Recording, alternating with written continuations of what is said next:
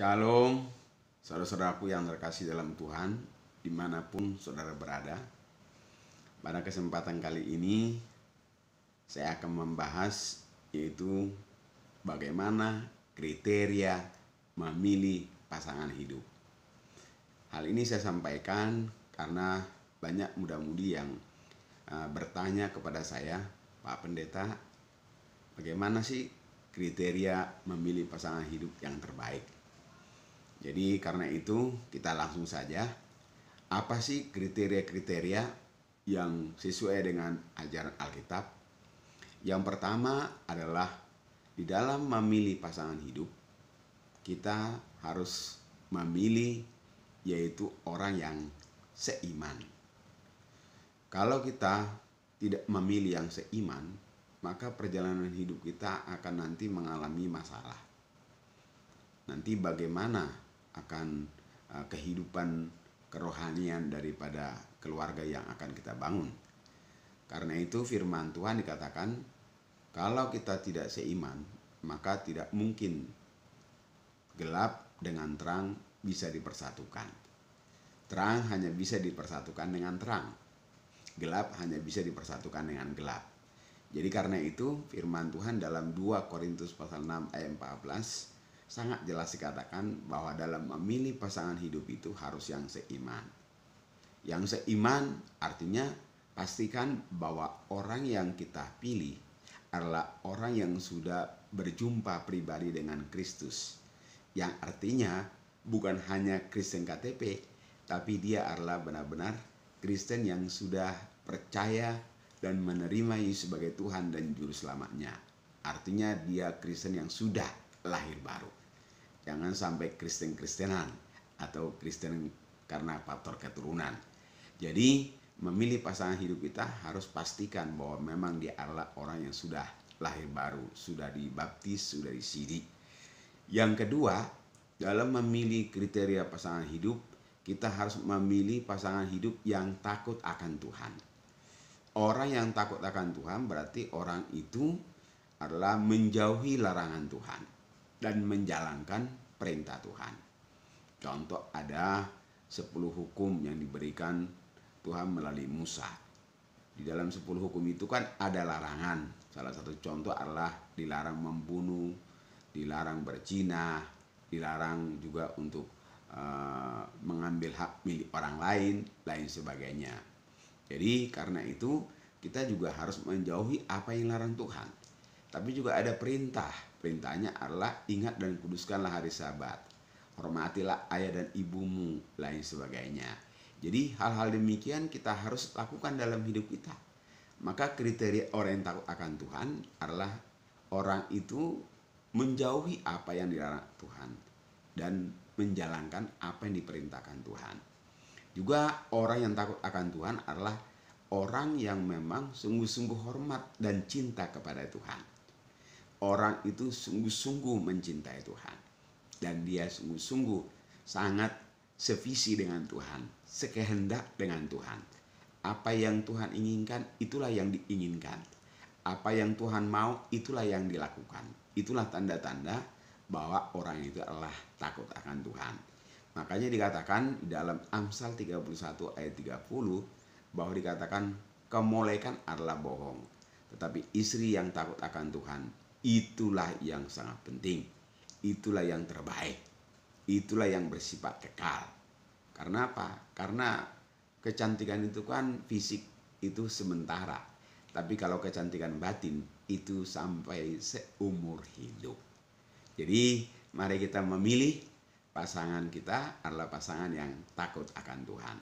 Yang ketiga, memilih atau kriteria memilih pasangan hidup adalah carilah pasangan hidup yang jujur. Jangan yang suka berbohong. Kalau kita memilih pasangan hidup yang suka berbohong, nanti kita menderita. Karena apa? Karena ini akan mengakibatkan banyak masalah. Nanti kalau kita tanya di mana ini, dia berbohong.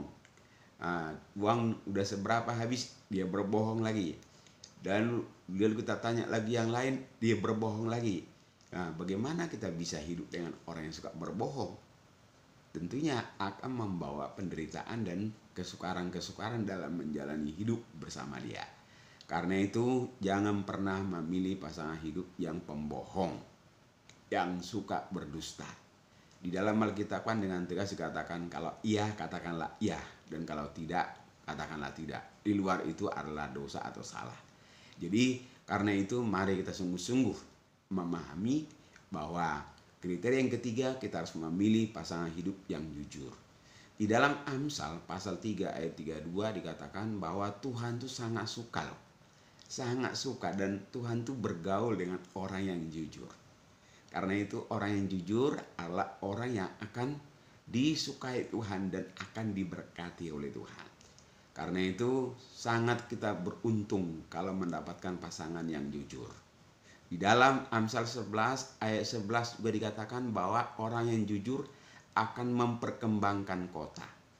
Artinya apa? Bahwa kalau kita berpasangan dengan orang yang jujur, maka kita akan berkembang olehnya. Dia akan membantu kita maju dan sukses sebagai suami atau sebagai istri. Jadi mari jangan sampai kita memilih pasangan hidup yang pembohong. Yang keempat, di dalam memilih pasangan hidup, pilihlah pekerja keras. Jangan sampai kita memilih orang yang pemalas. Kalau kita memilih orang yang pemalas, waduh, rumah tangga kita nanti akan berantakan. Bagaimana kita bisa makan dan bagaimana bisa berkecukupan kalau suaminya pemalas, apalagi dua-duanya pemalas. Mau dibawa kemana nanti rumah tangganya. Jadi karena itu mari kita memilih pasangan hidup yang adalah orang yang bekerja keras. Orang yang bekerja keras tentunya salah satu cirinya dia mempunyai pekerjaan. Coba kalau orang itu bekerja keras pasti punya pekerjaan. Dan orang yang punya pekerjaan pasti punya penghasilan. Karena itu kita harus memilih orang yang bekerja keras. Artinya orang yang sudah bekerja. Jangan kita memilih pasangan pengangguran. Orang yang pengangguran itu salah satu cirinya adalah orang yang tidak suka bekerja keras. Salah satunya, bukan satu-satunya, salah satunya penyebabnya itu. Jadi mari kita memilih orang yang bekerja keras, suka bekerja. Karena apa? Nanti kalau kita masak, dia akan bantu kita untuk masak. Kalau kita bekerja, dia akan bantu kita bekerja. Karena apa? Dia bekerja keras, bukan orang pemalas. Kalau kita lagi umpamanya butuh sesuatu bantuan dari dia, dia akan bantu kita. Contohnya ketemu mau pasang lampu, kita bilang tolong ambil lampunya, dia akan ambil. Tapi kalau pemalas, ambil sendiri katanya. Repot urusannya nanti. Jadi karena itu mari kita memilih pasangan hidup yang adalah orang yang bekerja keras. Jangan sampai nanti membuat kita menjadi susah. Dari dalam Amsal dikatakan tadi bahwa Tuhan sangat suka kepada orang juga adalah pekerja keras. Tuhan juga suka bekerja keras. Karena apa? Di dalam 2 Tesalonika pasal 3 ayat 10 dikatakan, kalau ia tidak mau bekerja, janganlah ia makan. Itu firman Tuhan. Jadi kalau ada orang tidak mau bekerja, janganlah ia makan. Jadi Tuhan tidak suka kepada orang yang pemalas. Tapi Tuhan suka kepada orang yang bekerja keras. Karena itu pilihlah orang yang pasangan bekerja keras. Lalu kriteria yang kelima adalah pilihlah pasangan yang pemaaf, bukan pendendam. Kenapa? Karena di dalam rumah tangga tidak ada rumah tangga yang tanpa masalah. Tidak ada rumah tangga yang jalannya mulus terus. Tidak ada rumah tangga juga yang jalannya terus selalu baik dari awal sampai akhir meninggal. Tidak ada.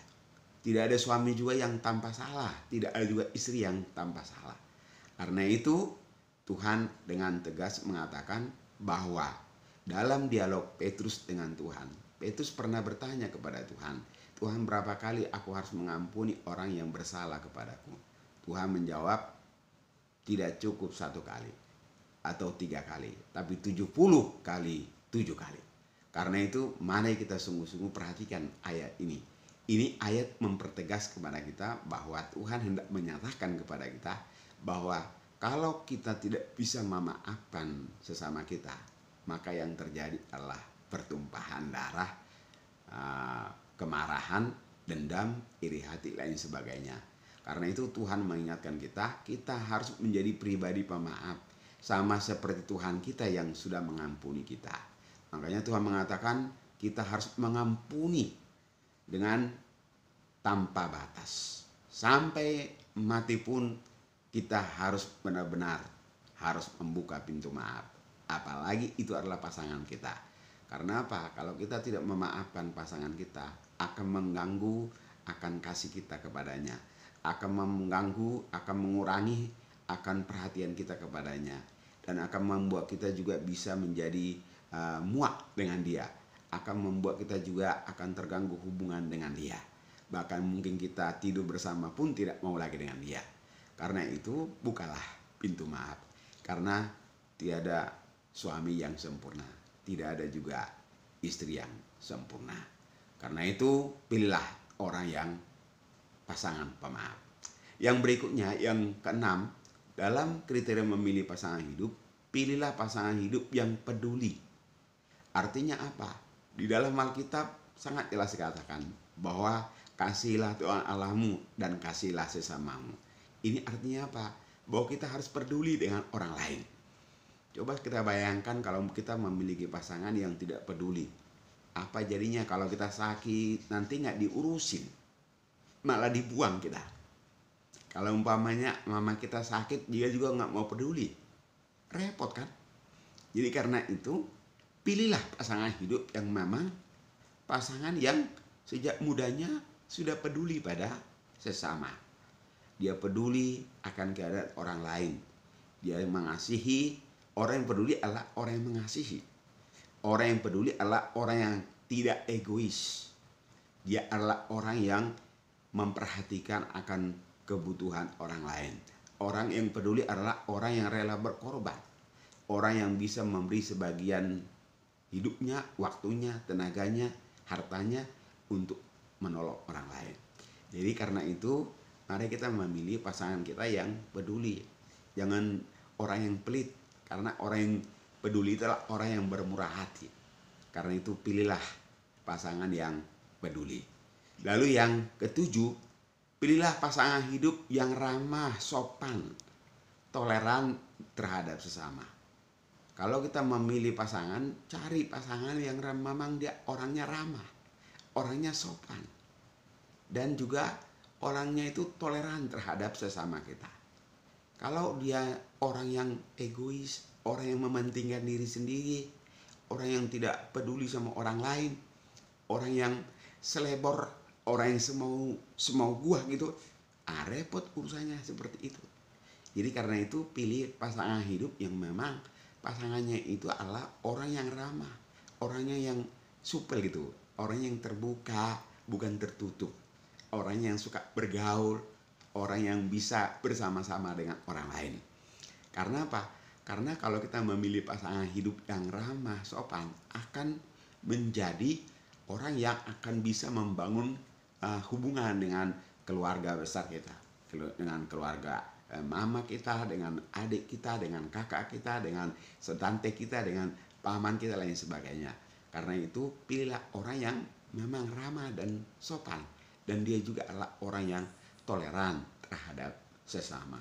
Kenapa? Karena hidup kita kan bukanlah hanya hidup orang Kristen saja, ada agama lain juga di samping kita, ada juga suku lain di samping kita. Jadi kita juga harus menjadi pribadi yang toleran, yang ramah, yang bisa menerima keberadaan orang lain. Karena itu pilihlah pasangan yang demikian, supaya nanti rumah tangga kita menjadi berkat bagi lingkungan, bagi keluarga, bagi orang-orang di sekitar kita. Lalu yang berikut, pilihlah pasangan hidup yang rajin ibadah. Jangan memilih pasangan hidup yang rajin main kartu, yang rajin untuk hal-hal yang negatif. Tapi pilihlah pasangan hidup yang memang rajin ibadah. Dia harus rajin hal-hal yang perkara-perkara rohani. Karena apa? Karena itu nanti akan menolong kita semakin maju dalam rohani, semakin cinta kepada Tuhan, dan membawa kita kepada kemajuan rohani yang nyata. Karena itu pilihlah pasangan kita yang memang orangnya itu cinta akan pekerjaan-pekerjaan Tuhan, suka akan pekerjaan Tuhan. Umpamanya suka melayani, suka berdoa, suka untuk menolong orang-orang yang membutuhkan, lain sebagainya. Jadi kita harus memilih orang yang memang rajin ibadah. Dan yang terakhir, memilih kriteria pasangan hidup adalah pilihlah pasangan yang mencintai dan menerima kita apa adanya. Jangan sampai kita berpasangan atau menikah dengan orang yang tidak mencintai kita atau tidak menerima kita apa adanya. Tapi pilihlah orang yang memang bisa menerima kita apa adanya. Pilihlah orang yang bisa mencintai kita apa adanya. Kalau orang itu, pasangan kita sudah menerima kita apa adanya, maka nanti rumah tangga kita akan berjalan dengan bagus. Tidak menimbulkan masalah yang begitu pelik atau begitu berat. Seandainya kita menikah dengan orang yang tidak mencintai kita, nanti kita makan hati. Jadi kita jadi frustasi nanti. Jadi karena itu pilihlah pasangan hidup yang memang bisa menerima kita apa adanya dan mencintai kita apa adanya.